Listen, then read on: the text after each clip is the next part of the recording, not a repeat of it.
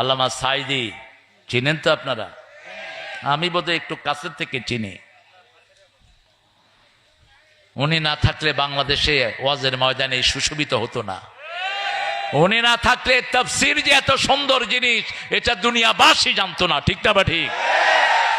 এত বিধর্মী মুসলমান কারো মাহফিলে হয় নাই যা হয়েছে আল্লামা সাঈদীর মাহফিলে। আল্লাহ তার কবরটাকে জান্নাতুল ফেরদাউস বানিয়ে দাও, তার পরিবারকে তুমি কবুল করো, রফিক সাঈদীর কবরটাকেও জান্নাতুল ফেরদাউস বানিয়ে দাও। আমরা মুমিন আল্লাহর দল করব। কার দল? আল্লাহর দলের নাম কি?